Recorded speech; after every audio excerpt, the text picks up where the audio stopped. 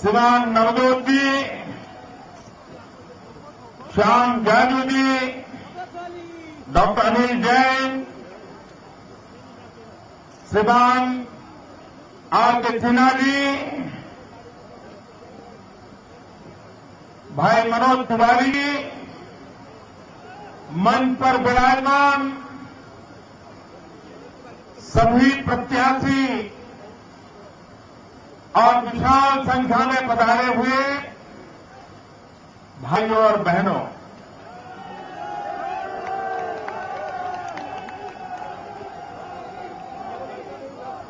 भाइयों बहनों,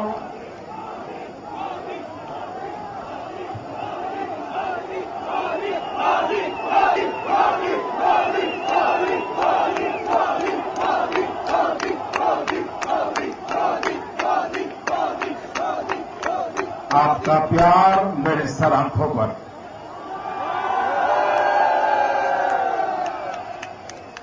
मैं आपका बहुत आभारी हूं।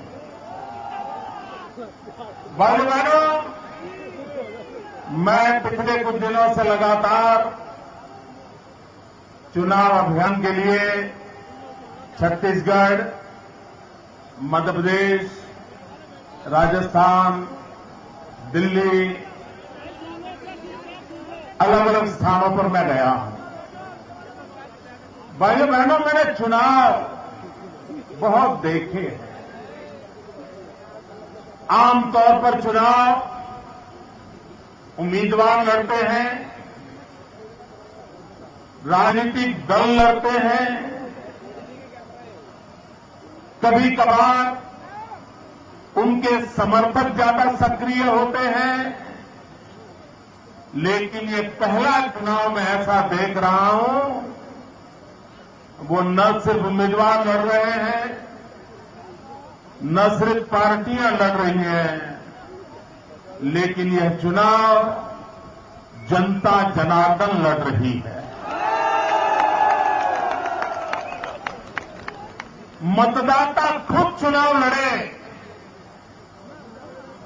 ये लोकतंत्र की सर्वोत्तम स्थिति होती है। भाइयों बहनों, चुनाव ये लोकतंत्र का महापर्व होता है, ये लोक शिक्षा का अवसर होता है। राजनीतिक दलों ने अपनी बात लोगों के बीच जाकर के करनी होती है, अपने काम का हिसाब देना होता है, पल पल का हिसाब देना चाहिए, पाई पाई का हिसाब देना चाहिए। लेकिन भाइयों बहनों, मैं ये चुनाव ऐसे देख रहा हूं कि छत्तीसगढ़ में डॉक्टर रमन सिंह 7,000 किलोमीटर की यात्रा करके गांव गांव जाकर के अपने काम का हिसाब दे रहे हैं। मध्य प्रदेश में शिवराज जी आशीर्वाद यात्रा लेकर के हजारों किलोमीटर तक 2-2 महीने तक घूम करके जनता जनार्दन को अपना हिसाब दे रहे हैं। लेकिन ये राजस्थान, ये दिल्ली, यहां के शहंशाहों का अहंकार 7वें आसमान पर पहुंचा हुआ है, वो जनता को हिसाब देने को तैयार नहीं है, जनता को जवाब देने को तैयार नहीं।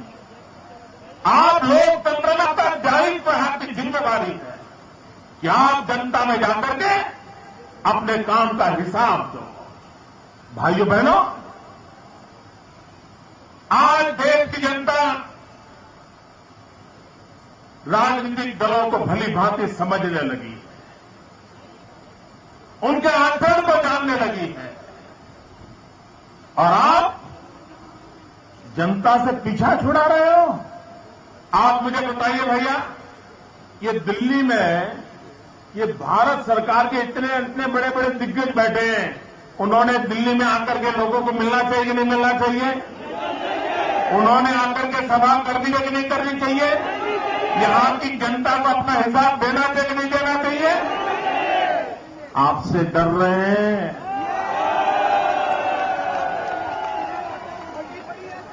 वो राजस्थान, मध्य प्रदेश, छत्तीसगढ़ में जाकर के तो आंख में धूल झोंक पा रहे हैं, लेकिन दिल्ली वाले उनको पहचान गए हैं और इसलिए दिल्ली के लोगों की आंख में धूल झोंकने का साहस तक नहीं जुटा पा रहे हैं।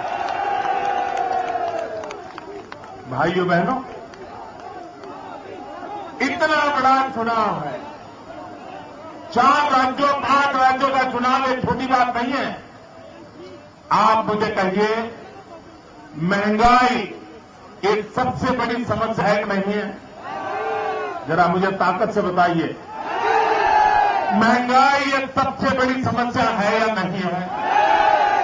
क्या कांग्रेस पार्टी ने महंगाई के संबंध में बोलना चाहिए कि नहीं बोलना चाहिए?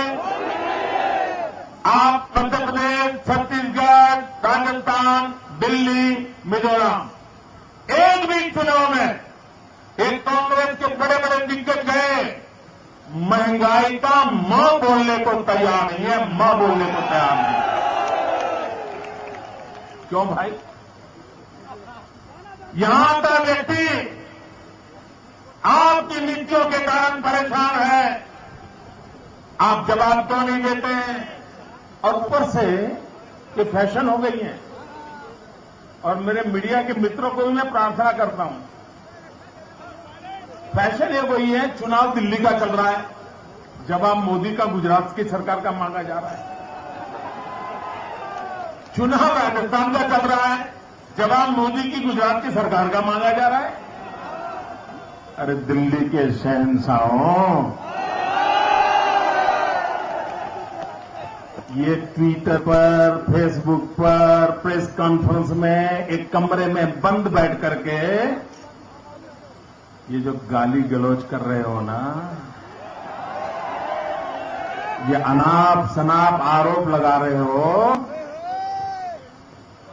ये सारे आरोप 1 साल पहले जब गुजरात में विधानसभा का चुनाव था आप लगा चुके हो, सारी गंध फैलाने की कोशिश कर चुके हो। आपने कोई रास्ता छोड़ा नहीं था, लेकिन उसके बावजूद भी गुजरात की जनता ने बार बार आपको परास्त किया है। और इसलिए देश के और लोगों के सामने झूठ फैला करके, गलत बातें बता करके आप कुछ कमाई पर करोगे, वो जमाना क्या गया। जनता को आपकी बातों में भरोसा नहीं है, आपके शब्दों में विश्वास नहीं है। आप अपने बातों के कारण विश्वास को खो चुके हो। भाइयों बहनों, आप मुझे कहिए, लोग कभी कभी हमको पूछते हैं, अच्छा मोदी जी, ये कांग्रेस की आलोचना बहुत हो गई। देखिए, कांग्रेस के पास एक बढ़िया टोली है, वो कांग्रेस के झंडे वंडे लेकर के नहीं निकलते, लेकिन पूरी तरह कांग्रेस का रक्षा कवच बन करके बैठ जाते हैं। कांग्रेस पे हमला हो जाए तो बचाने के लिए दीवार बना लेते हैं और अपने आप को बहुत बड़ा एलिट मानते हैं। ये लोग क्या कहते हैं आजकल? अच्छा भाई मोदी जी, ये तो बराबर है, लेकिन मोदी जी आपका विजन क्या है, ऐसा पूछते हैं। आपका विजन क्या है, ऐसा पूछते हैं। कांग्रेस को पूछते नहीं कि आपने देश को बर्बाद किया, बाहर निकलने का कोई रास्ता है ये तो बताओ, नहीं पूछते हैं। मोदी को पूछते हैं। 2 कारण हो सकते हैं, एक तो उनको सीरियसली लगता है कि शायद भाजपा दिल्ली में आ रही है, तो अच्छी बात है, और कुछ लोगों को लगता है कि कांग्रेस को बचाना है तो मोदी पे हमला बोलते रहो, गाड़ी चल जाएगी।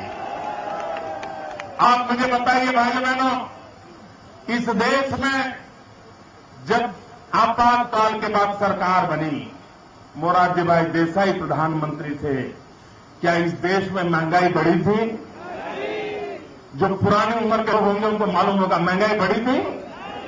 भाइयों बहनों, इतनी संयुक्त सरकार अनेक दलों का मिलकर के जयप्रकाश जी नारायण के नेतृत्व में एक व्यवस्था खड़ी हुई थी, लेकिन उन्होंने गरीब के तरफ चिंता की थी, और एक नया पैसा महंगाई बढ़ने नहीं दी थी।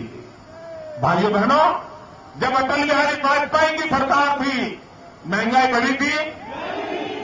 अटल जी की सरकार थी तब महंगाई बढ़ी थी? आप जो भी पॉलिटिकल पंडित हो, अर्थशास्त्री हो, जरा देख लेना, हिंदुस्तान में जब जब समस्त विपक्ष की सरकार बनी है, इस देश में कभी महंगाई नहीं बढ़ी है। महंगाई तब बढ़ी है जब कांग्रेस का मिथुन शुरू होता है। और इतना ही नहीं भाइयों बहनों, ये गरीब की मजाक कैसे उड़ाते हैं? आप मुझे कहिए भैया, अगर बिहार का विकास पिछले 7 साल में हुआ होता तो बिहार के लोगों को बिहार छोड़ करके दिल्ली आना पड़ता क्या? ये पाप किसने किया? ये उत्तर प्रदेश का विकास हुआ होता तो उत्तर प्रदेश छोड़ करके, अपने बूढ़े माँ बाप छोड़ करके, गांव खेत खलिहान छोड़ करके, यार दोस्तों को छोड़ करके यहां पर जिंदगी जीने के लिए आना पड़ता, ऐसा हुआ होता क्या? ये आपके पापों का परिणाम है कि 60 साल तक आपने हिंदुस्तान के विकास को अपना काम माना नहीं, वोट बैंक की राजनीति करके आप सत्ता हथियाने में मजबूर रहे। उसी का परिणाम है कि आज ये संकट पैदा होते हैं और आपको ये संकट लगते हैं। भाइयों बहनों, मैं सूरत की बात बताना चाहता हूं। मेरे सूरत में जनसंख्या पिछले 20 साल में ही बढ़ी है। पहले सूरत 5-6 लाख की जनसंख्या का शहर हुआ करता था, आज वो 50 लाख के ऊपर चला जा रहा है। सबसे ज्यादा उड़ीसा से, बिहार से, उत्तर प्रदेश से, आंध्र से लोग वहां रोजी रोटी कमाने आते हैं। उसके बावजूद भी सारे देश में स्वच्छ सुंदर शहर का इनाम गया तो सूरत शहर को गया और भारत सरकार ने दिया। क्या बाहर के लोग आए तो उनके मेहमान नवाजी नहीं हो सकती क्या? उनको प्यार से रखा नहीं जा सकता क्या? उनकी आवश्यकता की पूर्ति नहीं हो सकती है क्या? लेकिन इनको करना नहीं है। भाइयों बहनों, आज क्यों नहीं हो रहा है? मुद्दा नीति का नहीं है दोस्तों, मुद्दा नीयत का है। नीयत का, इनकी नीयत देखिए। लोगों को लगता है कि नीतियों की समस्या है, नीतियों की समस्या नहीं, नीयत की समस्या सबसे बड़ी है।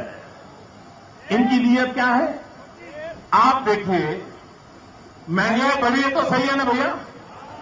जरा जवाब तो दो। महंगाई बढ़ी है, सही है? पार्लियामेंट के चुनाव में कांग्रेस पार्टी ने 100 दिन में महंगाई खत्म करने का वादा किया था। महंगाई खत्म हुई? महंगाई कम हुई? महंगाई बढ़ी? कौन जिम्मेवार? कौन जिम्मेवार? कांग्रेस ने वादा खिलाफी की, वादा तोड़ा। जिसने वादा तोड़ा उससे नाता तोड़ोगे? तोड़ोगे? भाइयों बहनों, इससे कदम एक आगे जाना चाहता हूं। इन समस्याओं को कैसे देखते हैं?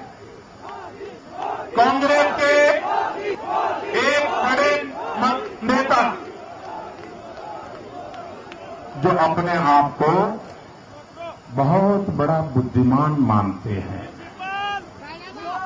मनमोहन सिंह जी की सरकार में मंत्री है और वो ये मानते हैं कि इस देश में जब भगवान बुद्धि बांट रहा था तो सबसे पहले वो ही खड़े थे।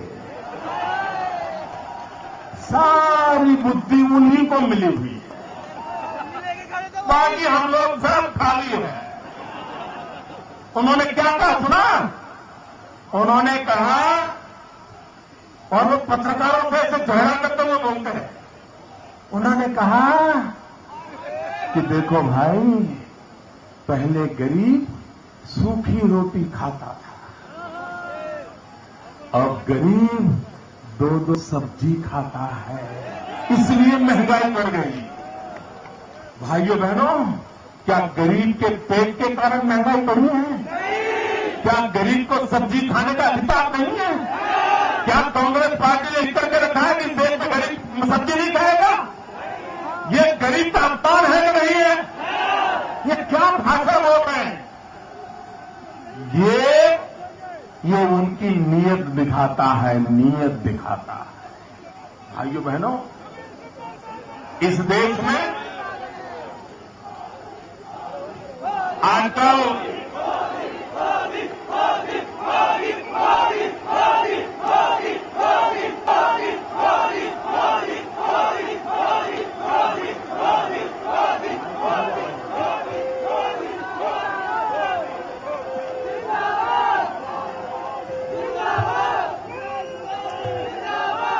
भाइयों बहनों,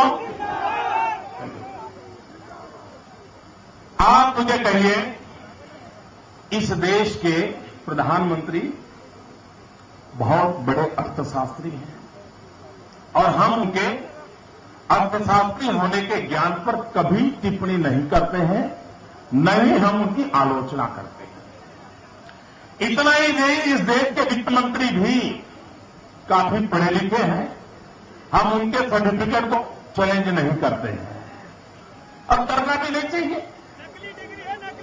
लेकिन भाइयों बहनों,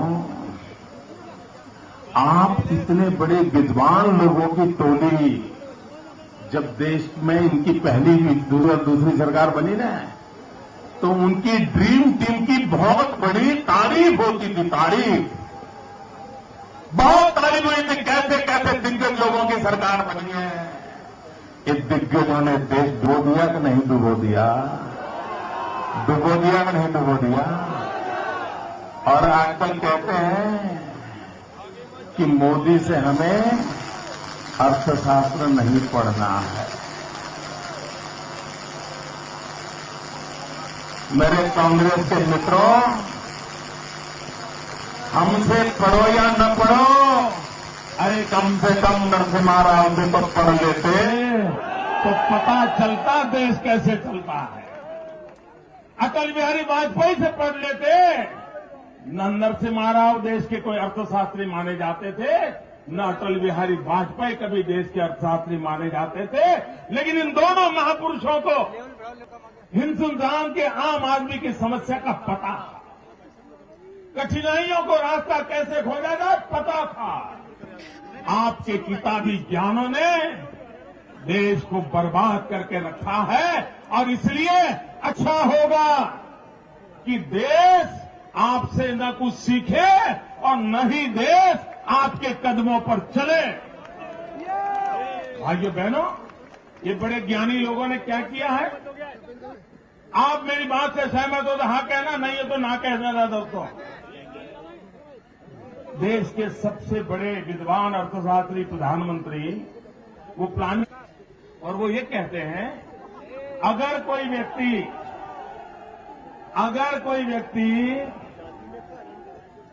26 रुपये खर्च करता है तो वो गरीब नहीं है। भाइयों बहनों, प्रधानमंत्री की प्लानिंग कमीशन का कहना है कि अगर आप 26 रुपये से ज्यादा खर्च किया मतलब आप अमीर हो गए। आप सहमत हैं? जरा पूरी ताकत से बताइए, सहमत हैं? क्या 26 रुपये में एक दिन निकल सकता है? क्या 26 रुपये में 2 कप चाय आती है?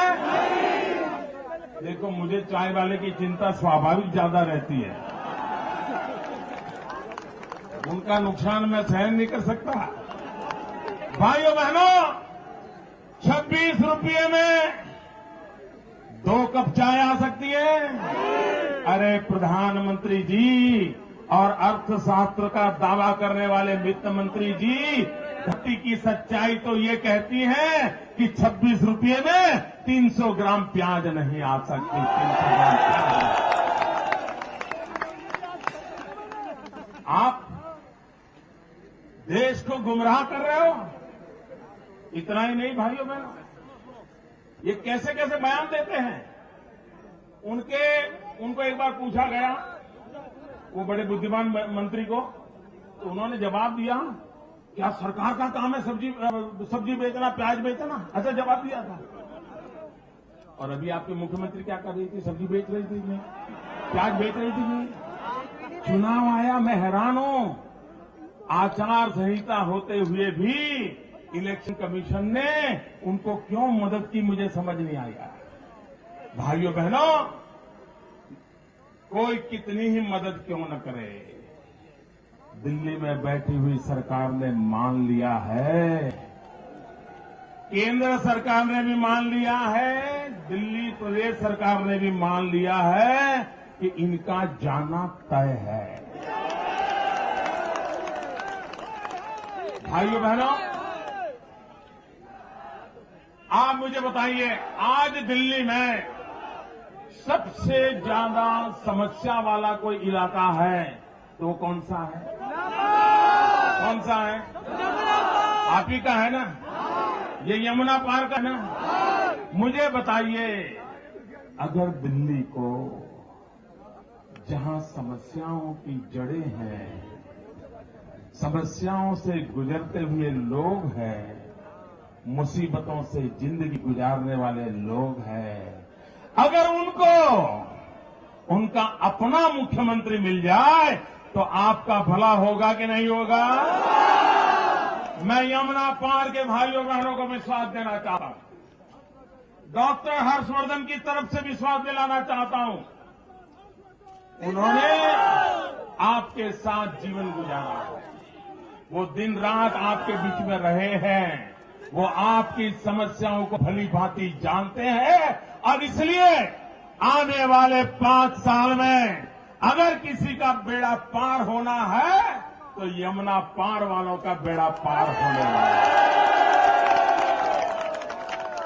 भाइयों बहनों, यहां तो कांग्रेस को घुसने भी मत देना। आपकी पूरी तबाही बर्बादी का कारण, आपकी तबाही का कारण, आपकी बर्बादी का कारण, आपकी कठिनाइयों का कारण, भाइयों बहनों, इसका कारण कांग्रेस पार्टी, कैसा झूठ बोलते हैं लोग, देखिए कैसा भ्रम फैलाते हैं। यहां पर एक अफवाह फैलाई जा रही है कि दिल्ली से भी गुजरात में बिजली महंगी है। ये झूठ चलाया जा रहा है ना, लगातार चलाया जा रहा है। भाइयों बहनों, मैं बताना चाहता हूं, गुजरात में 30 यूनिट तक बिजली सिर्फ ₹1.5 में दी जाती है। आपके यहां 30 वाले को भी ₹3.90 देना पड़ता है। अब ये चलाते रहते हैं, पता नहीं मेरे बोलने के बाद भी चलाते रहेंगे। मैं और भी बताता हूं मित्रों, यहां पर 200 यूनिट से ऊपर बिजली का दाम है ₹5.80। गुजरात में दाम है ₹4.57, 57 पैसा। बताइए, सस्ती बिजली कौन देता है? सस्ती बिजली कौन देता है? आगे भाइयों बहनों, कॉमर्शियल का पावर टैरिफ देख लीजिए। दिल्ली में कॉमर्शियल का पावर टैरिफ है ₹6.40 से लेकर के ₹9.27। अगर एवरेज निकालें तो ₹8.41 बनता है। गुजरात में भाइयों बहनों कॉमर्शियल का टैरिफ है ₹4.92, ₹4.92। बताइए कितना फर्क है। भाइयों बहनों, इंडस्ट्रियल पावर दिल्ली में है ₹7.05 से लेकर के ₹8.24 तक। एवरेज अगर गिन लें तो ₹7.55। भाइयों बहनों, गुजरात में इंडस्ट्रियल टैरिफ है 6 रुपया 13 पैसा। और शीला जी, आपको किसान को तो बिजली देनी नहीं होती है। आपके पर किसान का बिजली का 1 नया पैसा का बोझ नहीं है। हम किसानों को इतनी कम दाम से बिजली देते हैं कि हमें 3,000 करोड़ रुपया किसान को बिजली में सब्सिडी देनी होती है, जो बोझ दिल्ली की सरकार पर नहीं है। भाइयों बहनों, ये कई दिनों से ये लगातार झूठ चल रहा था और मोदी के मुंह से एक 55 के बजाय 56 बोल दूं, 55 के अगर 50 बोल दूं, तो ये बहुत बड़ी 1,000 लोगों की टीम कंप्यूटर पर बैठ जाती है। इतना रिसर्च करते हैं, फिर निकालते हैं मोदी ने 55 बोला, लेकिन वो तो 54.5 था। इन महाशयों को फुर्सत नहीं मिली कि कोई तो देख लेता कि गुजरात में बिजली का दाम क्या है। ये मैडम का झूठ चलता ही रहा और आज शायद मैं यह ना आता तो वो और चलाती रहती। भाइयों बहनों, इन समस्याओं की जड़ कहां है? समस्या की जड़ है बैड गवर्नेंस। समस्या की जड़ है बैड गवर्नेंस। भाइयों बहनों, मैं बताना चाहता हूं आज कांग्रेस पार्टी को गवर्नेंस से कोई लेना देना नहीं है। वे मानते हैं कि 5 साल जो मिलते हैं वो वोट बैंक में इजाफा करने के लिए जोड़ तोड़ की राजनीति करते रहना। कभी इसको रखो, इसको रखो, संभालो, वोट पालो, यही काम करते हैं। भाइयों बहनों, देश आजाद हुआ, उसके तुरंत बाद सुराज्य पर अगर ध्यान केंद्रित किया गया होता, सुशासन पर ध्यान केंद्रित किया होता, तो हमारे बाद आजाद हुए देश आज डेवलप कंट्री में न गिने जाते, हम भी डेवलप कंट्री में माने जाते। लेकिन भाइयों बहनों, इनका सुराज्य में विश्वास नहीं है, सुशासन में विश्वास नहीं है, और कोई भी बात तो कहते हैं हमने एक्ट बनाया। देखिए, ये कांग्रेस पार्टी का चलेगा। आने वाले दिनों में अगर गलती से भी हमारे सर पे पड़ी तो सांस लेने का एक्ट बनाएगी, हवा लेने का एक्ट बनाएगी, पानी पीने के अधिकार का एक्ट बना देगी, फुटपाथ पर चलने का अधिकार का एक्ट बना देगी। पता नहीं भाइयों बहनों, ये कैसे जनता को मूर्ख बना रहे हैं, कैसे जनता की आंख में धूल झोंक रहे हैं। भाइयों बहनों, अगर सुशासन हो, गुड गवर्नेंस पर बल दिया जाए, हमारे देश में वनडे क्रिकेट फेमस है ना, वनडे क्रिकेट फेमस है।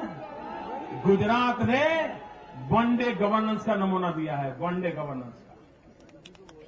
मेरे दिल्ली वासियों, आप जानकर के खुश हो जाओगे कि कैसे काम किया जा सकता है। हमने 250 ऐसे सेंटर बनाए हैं, पूरी तरह ई गवर्नेंस से सजे हुए हैं, कंप्यूटर लगे हैं, लड़के लगे काम कर रहे हैं। अगर आपकी समस्या है, 80 प्रकार की समस्याएं हमने खोज करके निकाली है जो आम आदमी को बहुत एक जरूरत पड़ती है। सुबह वो ऑफिस जाते समय वहां लिफाफा छोड़ देता है, फी दे देता है, शाम को घर वापस जाता है, उसको उसका सर्टिफिकेट, काम जो भी है उसको मिल जाता है, न उसका समय बर्बाद होता है। वनडे गवर्नेंस का कंसेप्ट क्या ये दिल्ली महानगर में नहीं हो सकता है? जनता की सुनवाई नहीं हो सकती है? इनका सुशासन में भरोसा ही नहीं है, और इसके कारण भाइयों बहनों, ये कभी भी इन बातों को नहीं कर पाएंगे। भ्रष्टाचार के लिए यमुना पार को मदद तो मिली नहीं, लेकिन इनके पापों के कारण यमुना सिर्फ गंदी हुई ऐसा नहीं, इन्होंने यमुना को कलंकित भी कर दिया। कॉमनवेल्थ के घोटाले, ये कॉमनवेल्थ के घोटालों ने ये आपके यमुना पार जो पसीना बहा करके रहने वाले लोग हैं, मेहनत करके खाने वाले लोग हैं, उनके जीवन को कलंकित करने का पाप यही इसी धरती पर इन लोगों ने किया है। और अपने आप को आप देखिए, दुनिया में खेल एक ऐसा अवसर होता है कि सारी दुनिया में आप नाम कमा सकते हो। मैं उदाहरण देना चाहता हूं कोरिया का। कोरिया के पास ओलंपिक गेम का अवसर आया। भाइयों बहनों, कोरिया को दुनिया जानती नहीं थी, उसकी शक्ति से परिचित नहीं थी। लोग कोरिया को ओलंपिक देने से झिझक रहे थे। लंबे अरसे तक डिबेट हुआ था, लेकिन जब कोरिया को ओलंपिक जैसा खेल होस्ट करने का मौका मिला, कोरिया ने उसका इतना ब्रांडिंग किया, आज दुनिया के अंदर कोरिया ने अपना डंडा जमा दिया। भाइयों बहनों, कॉमनवेल्थ गेम एक अवसर था हिंदुस्तान की ताकत का ब्रांडिंग करने का। कॉमनवेल्थ गेम एक अवसर था दुनिया के अंदर दिल्ली की वाहवाही कराने का। पैसों की चोरी की वो तो छोड़ो, उन्होंने पूरे विश्व में दिल्ली को आगे बढ़ाने का मौका खो दिया है। और इसलिए भाइयों बहनों, ऐसे पाप करने वालों को कभी माफ नहीं किया जा सकता। ये भ्रष्टाचार में डूबे हुए लोग, ये कुशासन की आदत वाले लोग। और भाइयों बहनों, शरीर कितना ही स्वस्थ क्यों न हो, अच्छे खासे मजबूत क्यों न दिखते हो, लेकिन एक बार अगर शरीर में डायबिटीज घुस जाता है ना, एक बार अगर डायबिटीज घुस जाता है तो शरीर अंदर से खोखला होना शुरू हो जाता है और फिर वो शरीर सभी बीमारियों का घर बन जाता है। जैसे शरीर में डायबिटीज घुसने से शरीर सभी बीमारियों का घर बन जाता है, वैसे ही बैड गवर्नेंस पूरे हिंदुस्तान को खोखला कर रहा है। सारी बीमारियों की जड़ उसी में पड़ी हुई है। और भारतीय जनता पार्टी सुशासन का वादा करती है, गुड गवर्नेंस का वादा करती है। और एक नेक दिल इंसान जिसको हम मुख्यमंत्री के रूप में आपके सामने प्रस्तुत कर रहे हैं, भाइयों बहनों, मैं विश्वास करता हूं कि 4 तारीख को भारी मात्रा में मतदान करके आप भारतीय जनता पार्टी को विजयी बनाएंगे। मेरे साथ बोलिए, भारत माता की जय, भारत माता की जय, भारत माता की जय। मैं एक नारा बुलाऊं, बोलोगे? बोलेंगे? मैं कहूंगा पहले मतदान, आप कहेंगे फिर जलपान, ठीक है? मतदान किए बिना जलपान नहीं करना है। और आपके परिवार में मां बहनों से मैं कहता हूं कि जब तक ये उंगली पर टीका लगा करके ना आए, सुबह चाय मत दो। मैं बोलूं नारा, पहले मतदान, आप बोलिए फिर जलपान। पहले मतदान, पहले मतदान, पहले मतदान। बहुत बहुत धन्यवाद।